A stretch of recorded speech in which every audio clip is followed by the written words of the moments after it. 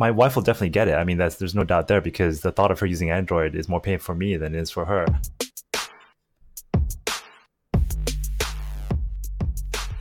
Hello and welcome to episode 109 of the Laser Couch podcast. We're here to give you all you need to know about consumer tech, the internet, and all of the Apple announcements.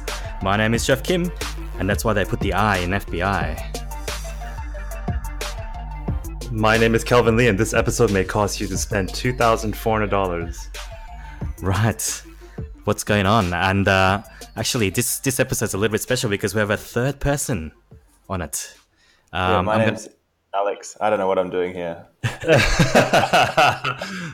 Yes, I think we're all wondering what's going on. We have a few issues with the recording, but we're going to try our best. Alex, you want to tell us about yourself a little bit? Alex, I know Kelvin and Geoff, and a huge Apple fan.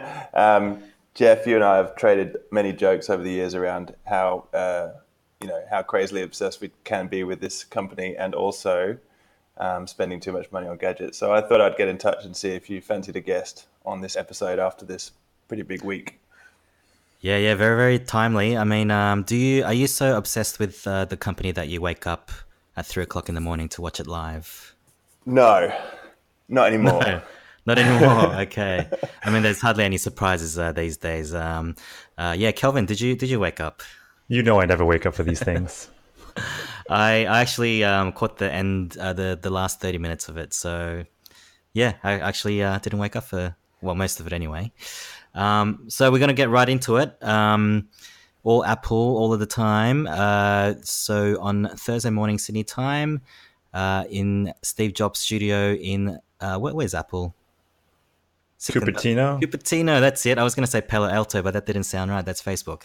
And Tim Cook, did his usual spiel. They had a bit of a... actually, did you guys catch the beginning, the montage? Yeah. It's like a Mission Impossible theme. Yeah, I thought that was quite funny. And actually, it's very interesting because we have just had a new clicker brought to our major theatre at work. And it has arrived in a flight case just like that this morning. So I thought that was pretty cool. But yeah, it's a pretty cool video. Teleportation and everything. Oh, teleportation, that's right. Who was that guy? That was... Kevin Lynch. Kevin Lynch, that's right. He almost created the watch, right? Pretty much, yeah, I think so. So let's start with the watch because that was the first product that was unveiled, Series 4. Any initial thoughts there, guys? Kelvin? I think they're addressing a lot of issues that people are complaining about. For example, there was a mention of separating the microphone away from the speaker as much as possible because people taking calls on your watch is close to hopeless, right? Geoff, have you tried that? Believe it or not, I do it all the time at work. Actually, it depends on who calls me because that explains a lot, by the way. Yeah, Alex, what did you think? What was your first impressions? Yeah, well, it was like everything. It wasn't a surprise. I thought it was really funny, and just in the opening video of the watch, how it was the last screen of the watch video, and that was basically the one that leaked and gave the whole thing away last week. Mm-hmm. But look, I think it looks great. Bigger screen. It's always 44mm screen, brings it up to kind of pretty hefty size in the bigger size. Obviously, going to be way more powerful, faster. I really loved all the UI interactions. I thought, I think it's a massive improvement. I mean, I don't know how much the ECG will play a role. That being the marquee feature, but I think it's a big step forward for that device, and it's already a really, really pretty cool device, I think. And I think at this point we're not exactly sure when that's going to come to Australia, ECG, or people call it the EKG as well. That is the electrocardiogram. Yeah. So that's FDA approved in America. Not approved, but I think it has been sanctioned to launch when the watch comes out, but not in the other countries just yet. Now we're going to play a clip here. I have Lauren Good, who is who is she? She's on Wired at the moment, and she was on the show floor and testing out the watch. And she's going to talk about the A12 Bionic chip. So Apple has updated last year's A11 Bionic processor to, you guessed it, the A12 Bionic processor. It's a super duper high-powered mobile phone chip. It's a 7-nanometer chip, which I believe Apple is the first to ship this kind of mobile chip before. Qualcomm has said it's going to do it, but it hasn't shipped yet. Qualcomm, of course, powers a lot of the high-end Android phones. So this is a great chip in this phone as far as we know right now. So never mind the background noise there, guys, but it was very busy on the show floor. But Kelvin, you're the chip guy on the podcast. Sure, of course I am. Yeah, Qualcomm 7 nanometers, first time on a smartwatch, apparently. Yeah, I think it's all about the density of the chip, right? I mean, the more silicon you can put into that, the bigger it gets. But the chip is just, it's a collection of different bits. It's got a GPU in it. It's got all these different sensors and all these different things that do different things. So you're gonna do a lot more, but it kind of gets almost bottlenecked with iOS 12, right? And what you can do. So we're just gonna have to wait for all the different app developers to utilize the chip and optimize for that. So it might be a while before we start seeing apps that can fully use the A12 Bionic. Yes, and of course that totally balls that up. That was the A12 chip is on the phone, not the watch. I played the wrong clip actually, so I don't want to say anything there. Yeah, no, we don't want to ruin your mojo. Okay, what I don't get is how come, they made this big song and dance with the iPhone 7 and it was the A10 Fusion, and then we've got the A11 Bionic, and then it's like they just ran out of ideas, so they just called it the A12 Bionic. Like, what's that all about? So hang on, so you're saying the A10 was the Fusion, A9 was something else as well, was it? I don't know. I think they started this naming right. schema. But yeah, I think they just ran out of ideas, clearly. I mean, they definitely ran out of ideas calling it the iPhone 10s Max. I don't know what that's all about. I think maybe they had too many ideas in that case. Yeah, I mean, some people were speculating why the R, and they were like, "Oh, is it because of SR?" No one really knows what the R stands for. I think the C made more sense. I mean, C was for cheap, right? Or colorful, whatever they wanted to tell us. But no one can figure out what the R stands for. But what does the S stand for then? No idea. Does anyone know what the S? I sort of see it as, R is the letter before S. I don't know. That's some sort of logic. Yeah. But it's going to be really tricky, like calling it the 10R and the 10S Max. I mean, I think just, mine's the iPhone 10, and I get annoyed when people say it's an iPhone, X, but like now that the second letter is in there, in the name, it's going to be really hard for me to, call it the 10R or 10S. So what about, I mean, like you guys, when the Note 9 came out, there was the Spen, and I think I've already taken to calling the big one the Smacks phone. I think, also smacks you in the face when you talk about the punch to the face when you talk about the price as well. It's the Smacks. The Tennis Max. Yeah. I thought this would be a good segue, since we're slowly moving into the phone territory, that we let Sir Johnny Ive sort of kick us off. The iPhone 10 described our vision for the future of the smartphone. Today, we're extending that vision with significant advances across 3 entirely new products: iPhone XS, iPhone XS Max, and iPhone XR. Yeah, I think it's always good to hear Johnny's voice, because you never see him live at any event. I personally find the 10R confusing. But Geoff, do you have any sort of clips to sort of look into what exactly is in the 10S and 10S Max?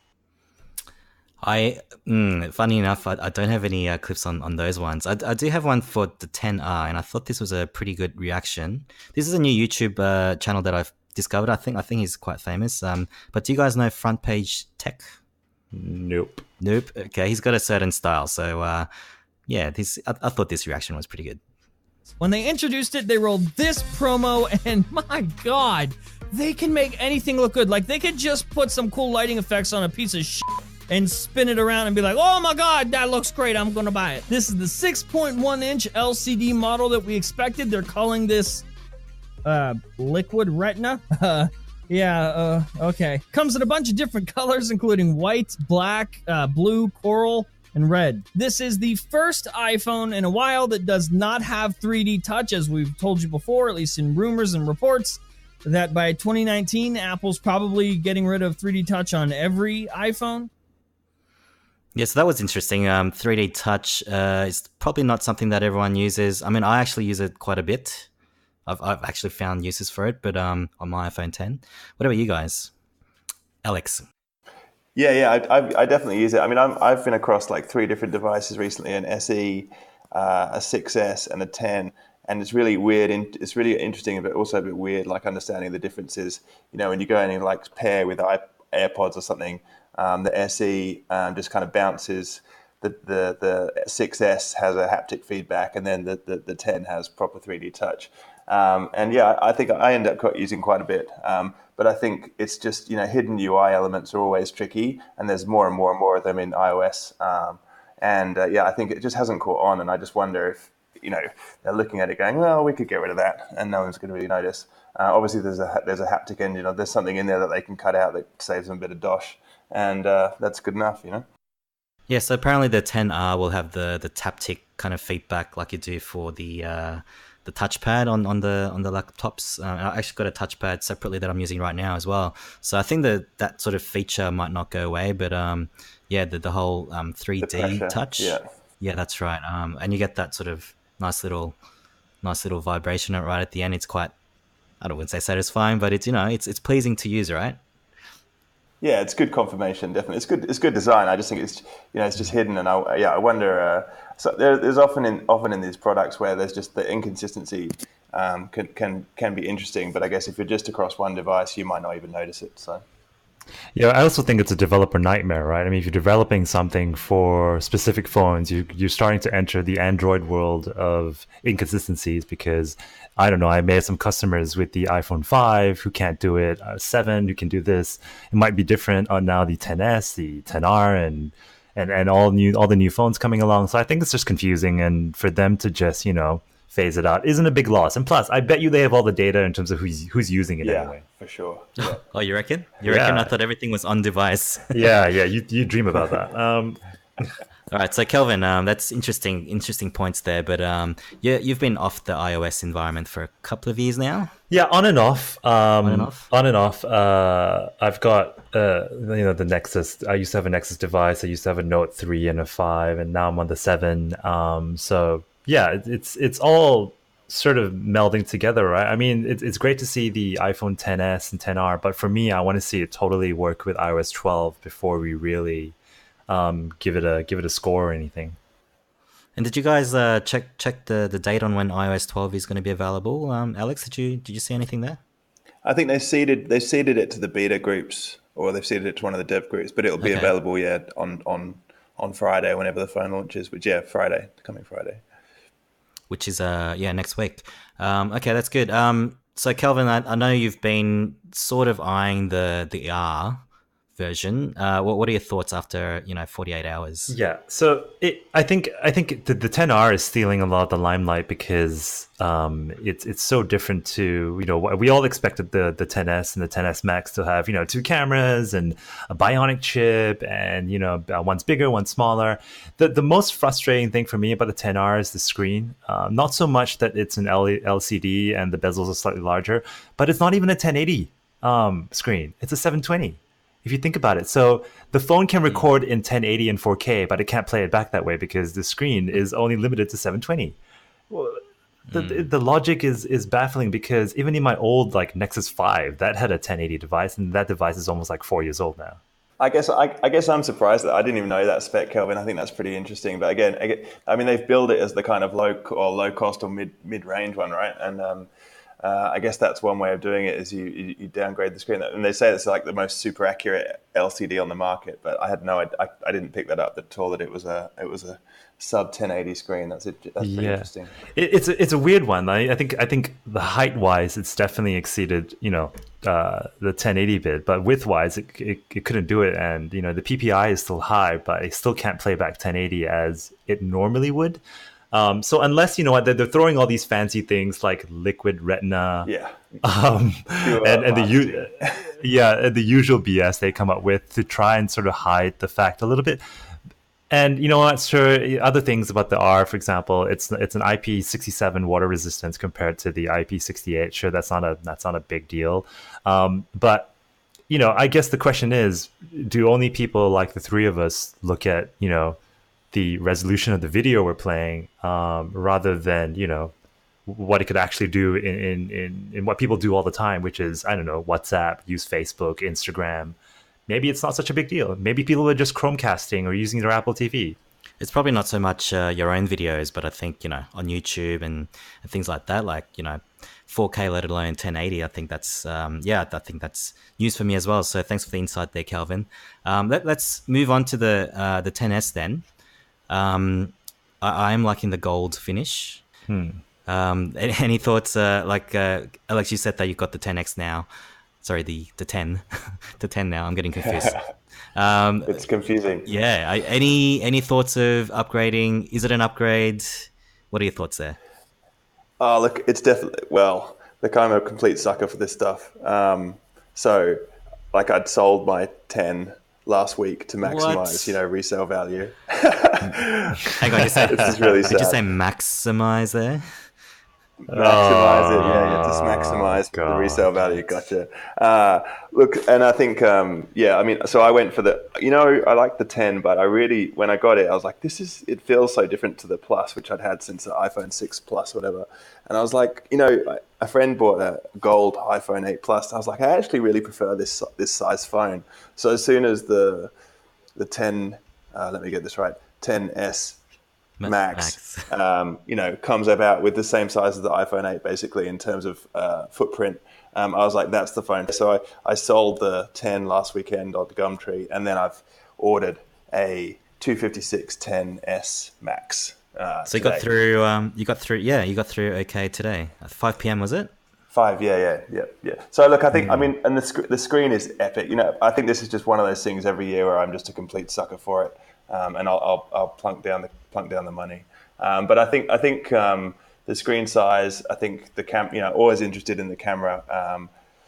I've got, like, you know, as everyone has these days, gigs and gigs of photos. And just it's really interesting to scroll back through, looking at the different quality of the year as the camera goes in. And seeing how that's gotten better, and I think that would be pretty dramatic. But but I mean, price wise, it's brutal. So 512 was it, Alex? No, I couldn't. That's just crazy. I went for 256, but yeah, I mean, it's still crazy. I was looking, yeah, it's still crazy. But I think it'll be a good piece of kit. Yeah, it's and you got the gold as well, so that's gonna, you know, everyone's gonna be turning heads, I reckon. I went for black. I went for space grey because I think it gets put in a case anyway for me because I'm like super clumsy. So it went. It's going to go in a case, and it doesn't really matter. No. We don't do cases here on the Laser Couch. I'm an imposter. Yeah, you might as well get a case for the 10R. Like, why the hell do you get an iPhone if you put a case over the color? Anyway, let it go, Geoff. Let it go. Let it go. Oh dear. I mean, like, it does at this time of the year, my iPhone usually tries to commit suicide by falling out of my hands quite a bit. You know, thankfully it hasn't happened this year. Yeah. Knock on wood. Here we go. So Kelvin, you're not thinking of getting the 10 series, the 10S series? I'm really struggling with this one. I think, you know, like, my wife is on the 6S, and I think it's time for her to jump on the 10S or the 10R. I can't even say it right. But, you know, the starting for the 10R, I think it's a good sort of little segue to get into prices. The 10R is $1,229. Let me just quickly pull that up on the official App Store. Or you could just ask Alex. Yeah, he's probably memorized it. Or it's like, I remember buying the iPhone 5 at the Apple Store, and it cost me like $1,000 for the 64 gig version.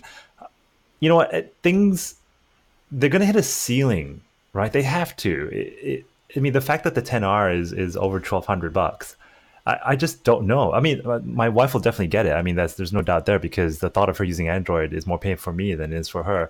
But you know, and it's horrible, right? I mean, like, but I just don't, like, what choice do we have? You know what I mean? It's frustrating. Like, it's like, it costs more than the MacBook, which I can't wrap my head around. Yeah, definitely. Like the 10s Max costs more than a mid-range MacBook Pro. That's crazy. But if you do think about it, I mean, this is a device that's with you 24/7. You know, almost sleep with it. I used to, when we used to pay maybe $1,200 for a phone, I used to sort of justify the spending to say, well, that's only like $3 a day. Yeah. Now we're sort of saying $5, $6, $7 It's a a day. coffee. So yeah, so a friend of mine, that's right, yeah. A friend of mine reminded me of Warren Buffett saying, you know, for the utility it offers is massively underpriced. I don't know about that anymore, but yeah, it's certainly it's something that you carry every day. A phenomenal piece of engineering, and yeah, it seems cheap, but it's just I remember the first iPhone I bought for $800 on eBay from the US. It was an iPhone TG, and I was like, oh my god, that is it's massively expensive, and that was a while ago, admittedly, but yeah, now it's like 2,000 plus for that's crazy. You're like Steve Ballmer laughing at the price back in the day. Yeah. Don't compare me to Steve Ballmer. Yeah. Please, that kills me. So I think we've never done that on the show before. Looks like our guests are never coming back. So I mean, if you look at so let's just see the one I would get my wife. Let's just say it's the 10s in the 256 gigabytes, and that's $1,879 for that one, which is a $250 markup from the 64 gigabyte one. And that's the other thing that hurts a little bit. Like, the nano chips for memory does not cost you that much. Fine, we know about these things, but people don't think about it.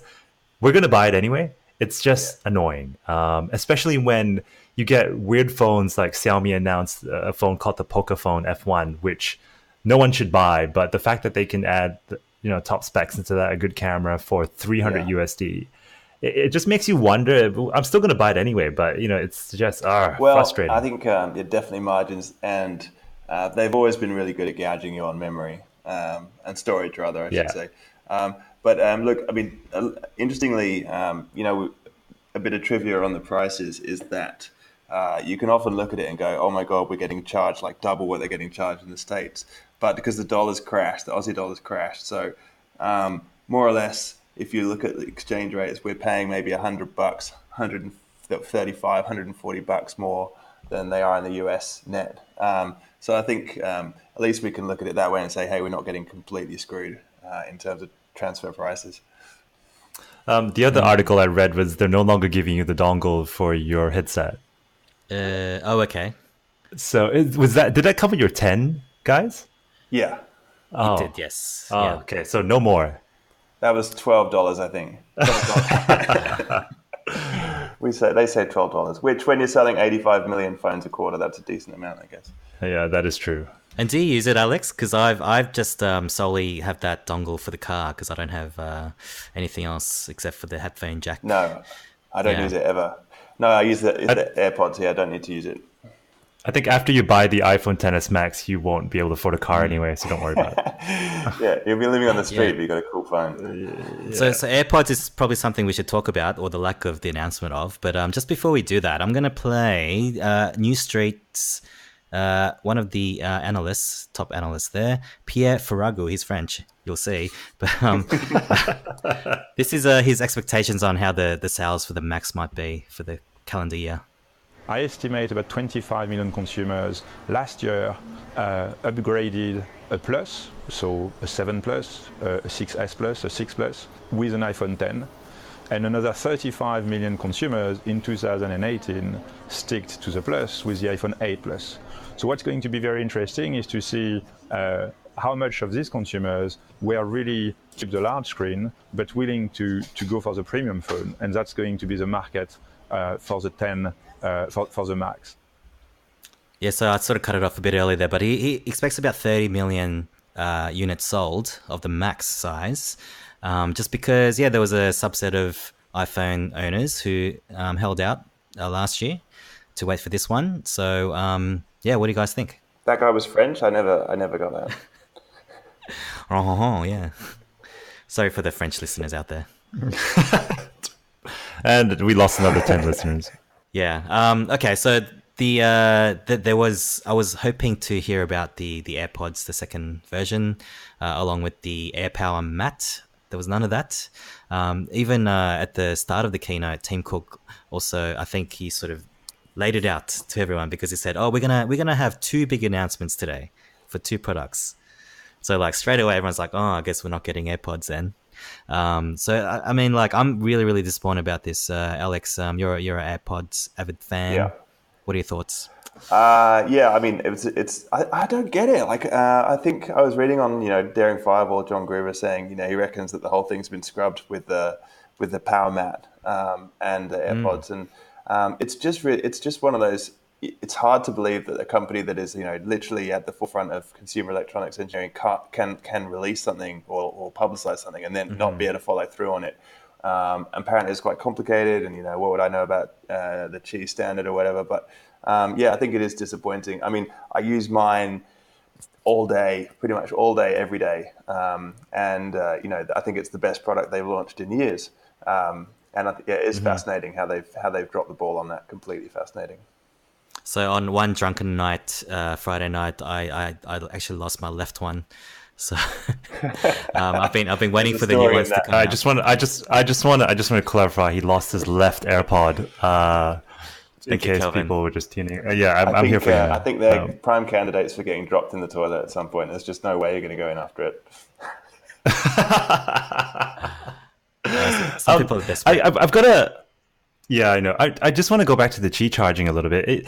The one thing that surprised me when they launched wireless charging for the iPhone was that they were using Qi at all. I was half expecting they were going to come up with something entirely different just so they could, charge the industry to use an entirely different standard. So I'm wondering whether that will ever be a thing. Maybe that's why they're, holding back a little bit to see if they can come up with something new to say, you know what, everyone, we're taking away the lightning cable port. You can now only wireless charge. Maybe that's the big step they want to take. That would be controversial, Kelvin. Just on that, though, that's an interesting point, because maybe that was the downfall by going with Qi, because I mean, and maybe this is the reason why they always come up with their own standards, inventing something, better and quicker and faster and, more expensive usually. So it'll be interesting what comes out of this. I know, I did see your Yammer post, Alex, the other day about that from Gruber. That will be so disappointing if they've just scrapped the whole project. Yeah, I mean, it's just I think in terms of, it's probably one of their. It's not a primary product, but it's definitely their top secondary, tertiary, secondary tier of products, and it's just very, very, very strange. And I mean, you got to think, all of that engineering might, and they can't pull that off. Or as you say, Kelvin suggests that they're waiting for something else. I didn't read it, but there was a post that threatened to be interesting around how difficult it is to do what they were trying to do. But I think also what's it's just a colossal stuff up that they haven't been able to deliver on it, especially when other manufacturers are starting to put out similar products. And that really makes you wonder. And we don't know about the utility, whether you have to put the whatever device you want to charge right on the right spot, and maybe that doesn't fit with the Apple ethos, where you can just dump it anywhere and that's great to go. But I think there's probably more to play in the story, but it's pretty interesting to date. The other thing I'm trying to look up is whether the 10R has wireless charging, because it is metal and not glass. And it looks like it does have wireless charging, but at a lower rate. I never knew you could wireless charge through metal. It sounds dangerous. Yeah. Well, I had those like magnetic plates, like a Scosche plate you can get you put on the car vent, so you can just dump the phone on a vent. Yes. And I had the plate on the back of my case. Sorry. This is getting really bad now, isn't it? Phone case and a metal plate on the back of it, and it worked through that. Interesting. It worked through that. Yeah, so what I have at work is a mouse pad that on one side of it is the Qi charging. So I figured the place the phone goes on a desk at work is on a mouse pad sometimes. Right, so so that's been really good. Like basically when I leave the office, after work, it's at 100%. So it's amazing. Not that it really needs it. Like I don't know what you found with the battery life. And the new 10S series phones are meant to have half an hour better battery life, and an hour and a half for the Max, I believe. Yeah. Yeah. See that is so underwhelming. When they were talking with the batteries, they were like half an hour longer. I'm like, wait a minute. I was about to clap and everything, and then I realized it wasn't worth it. Yeah, I think they were definitely. I mean, the whole thing, right? I don't get up for these things anymore because it just kills you. But I think it was an hour and 47 minutes, I think, and I started to watch it in detail, and I just started flicking through because a lot of the announcements is like, geez, guys, this could have, you could have trimmed it, you could have, and that was one of them. It's like half an hour battery life. It's like, damn, that's not great. But there was a lot of that stuff in there where they were really kind of, this is not very interesting, but we're going to throw it in anyway as a spec bump. So it makes me wonder whether they're just responding to analyst reports and things like that rather than actual customer benefit almost, because some of these things, you're right, they just don't, like, your average user, by the time it gets to, like, I don't know, 10%, they're just running around town trying to find a charger and not worry about the extra half an hour. Yeah. To their credit, though, I do think Apple tend to be more on the conservative side when they announce or talk about the battery life of their devices, more so than the other companies. And we'll have to wait till probably next week when all the teardown is going to happen, and they're going to actually, open it up and see what the battery milliamps are. Yeah.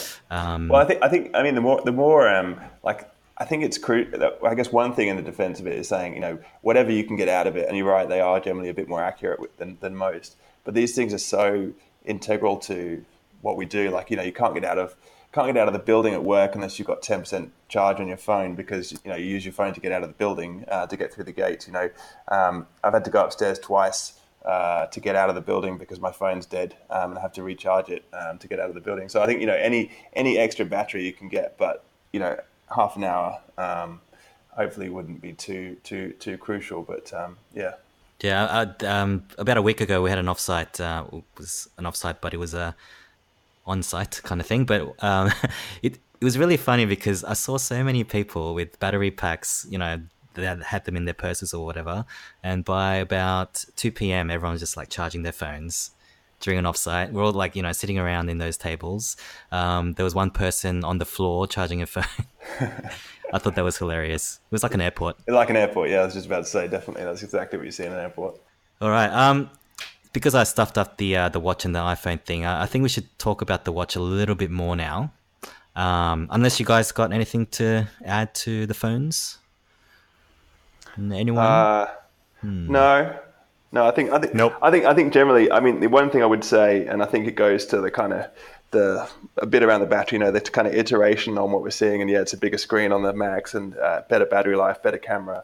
I think what's interesting around the camera particularly is that on the single lens camera now, on the XR and the XS, no, just on the XR, right, it's got the portrait mode, so it's kind of following in behind the pixel capability. So I think that's really, I mean, that was for the last 2 years on the 7, 8, and the 10. It's the dual camera and the portrait mode that's really been the selling point. So now you can get on the XR, although it's the same price as the previous dual lens phones. And then I think just on that whole thing, like it's awesome. The video at the beginning of the keynote was awesome, but Apple have done that 108-second supercut of the whole thing, and I was like, that's the, you can just watch that, and you know everything there is to know about the phones. It's in 3 minutes. It's a wicked video, but I think ultimately it's quite an iterative update on all of them. We knew it was all coming as well. I think that was everything was leaked. Everything that was shown was leaked. I think that was pretty interesting. But yeah. I mean, 9to5 Mac, when they leaked it, I think it was like literally hours after they sent the invites out for the event. Before, wasn't it? Was it before? Oh, was it before? Was it before? Okay. Yeah. Yeah, and I would have expected Apple to, sure, they found those images on a server somewhere. They just guessed the file names. I would have expected them to at least, come up with a different, what do you call that? The lock screen images, because those were horrible. Like the planet-like the gold Yeah, finish. yeah. You know what I'm talking about? I thought also in years Yeah. past, like when they've had a major leak, I think when the iPhone 4, was it the 4 launched and Gizmodo got the whole thing and they found it in the bar, like Steve Jobs Right. was up on stage, he's like, this is the iPhone 4, you may have seen it. And it's pretty evident. I mean, but this time they just brushed, they just didn't even acknowledge it. But it definitely definitely killed the reveal, even though they're still bending on human psychology, where it's like, until you see it for real, you still wonder if there's something else coming along. It was pretty interesting that you'd seen it, you'd seen the screens, you'd seen exactly what they were about to show. So that was a bit of a shame, really. Yeah, and that's right. And then maybe that's a good segue to get back to the watch, because as you said, that intro video for the watch, the last screen, the last second of the video was that thing that 9to5Mac leaked, which was quite hilarious. So going back to the watch, is it something, Kelvin? I think we did talk about this already, but you're not going to get that, are you? No, because I can't commit. I have commitment issues. I still want Android to do a lot better than it currently is. I feel like the moment you get the AirPods or the watch, you're in, right? There's no coming out of that. Because I have my Garmin that I run with once a month. So the notifications are stupid, and it does a heart rate and everything. So I think the concept of it is great. I think it has its place, but I'm not sure if there's anything much newer besides the size. I'm sure they added a couple of things like haptic feedback to the crown and things like that, but nothing really new, right, on top of what you guys already have. Alex touched on the EKG, or the ECG it should be called. Why is that, by the way? No idea. And what was the other thing? The screens are bigger. I think the size of the watches have slightly gone bigger as well, right? So currently they're 38 and 42, and they've gone to 40 and 44. Yeah. 30% or up to 35%, I think, for the smaller one, bigger in screen size, because there's less bezels.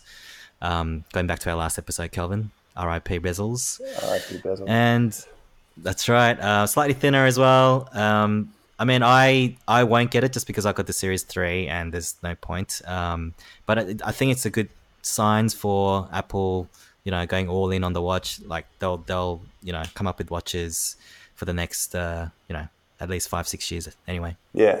I mean, it's not. I've got a Series 3 cellular, which I got last year, and I think it's. I mean, that in itself was just such a well-rounded, amazing. I don't use it for calls, Geoff. I think I've done that twice. But yeah, I mean, running and it's a very, very. I mean, I have not used what is it? Watch OS 5. I haven't gone near that, the beta or anything of that. So, but I think it'll be pretty interesting to see that. But from if you're going from one series OG or a 1 or a 2, that's a pretty big upgrade. And I think even. You look at mechanical watches or a digital watch, and the difference between a 42 and a 44 is pretty significant, like bigger than you might think. So I think that'll be a killer device. That'll be a killer device if you're in the market for one. Yeah, and this is the first time in a while where they've announced a new watch and not sort of gone, 20 minutes of new bands, right? So it was about the watch and the watch only, which is kind of refreshing. And the bands fit, right? Apparently the bands fit, all the same bands will fit, which I think is a very un-Apple-esque move, but nice to see as well. Yeah, that would have been a really bad move, because I don't quite get it, because the actual the watch size has changed, but how does that? I don't understand, because the 38 bands don't fit with the 42 bands at the moment. Yeah, I think they've just made the lug size and the lug channel that would be the same size. So, I think from a diagonal perspective, it'd be 2 mils bigger, but from a horizontal, I think it would just be quite a bit less. So there's probably enough tension there. Or they probably had it planned from the start, right? In 2018, we'll go to 44 and we'll be able to handle it. Just that iterative update, we'll just suck more money out of people. Yeah. And I don't know, when the watch was first announced, it was all about Johnny Ive. He was front end. It was his, his baby vision, his baby. There's less of that these days. He was the guy that presented the watch. Geoff. Geoff. He was a Geoff. Geoff. His name was Geoff. The guy with the southern accent. That's right. He's kind of drawly, I suppose, but I definitely missed Kevin Lynch. I know he teleported out of there, but yeah. So nothing for you, Kelvin? Not interested at all? Yeah, I do this every single time there's an Apple announcement. I still want them to kill the CD-ROM. I still want them to kill the floppy disk. And in my head, like, how do you make the watch interesting, right? It'd be like check what we did, no band watch or something. I just still think there's nothing crazy. I mean, even them killing the headphone jack was at least something to talk about. But this time around, you've got the iPhone XR. I guess that's interesting. The watches are just bigger. I know. I think the other flip side is there's nothing interesting happening in Android anyway. So until we see what happens to the Pixel 3, I guess it's pretty flat from an innovation perspective. Yeah. So that's a good one, because I think that's happening early October. There's a bit of controversy happening regarding what has been leaked, what Google's actually doing there. Are they because there've been lots of ads in blogs where they've, like, right in the corner of the picture, they've had a phone. When there was, I think they're advertising some other product, and the phone is nothing that anyone's seen before. So, like, they're just playing with us at the moment, I think. So it's going to be really interesting. Toying, that's right.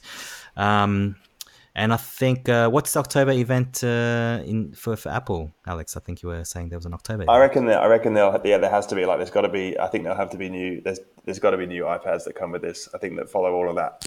Follow all of the Face ID stuff would make sense. So if somebody know, she used to work in a Apple store now, and she's pretty confident that there'll be an October event for all the new stuff. And I mean, it would follow the routine, right? They're quite predictable in that sense.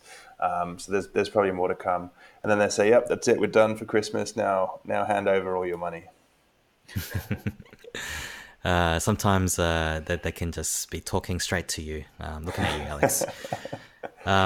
So with that, I think we might close. We've gone about 40 minutes here, trying something new.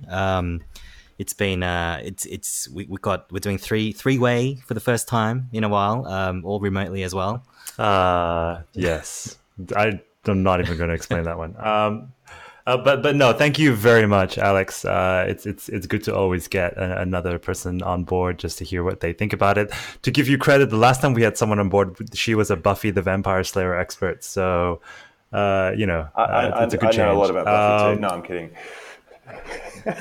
Can you do the musical? Because she did. Yeah, those are the good days. But no, thanks for coming on. If any of you want to listen to the other 108 episodes on The Lazy Couch, don't forget to check out our website.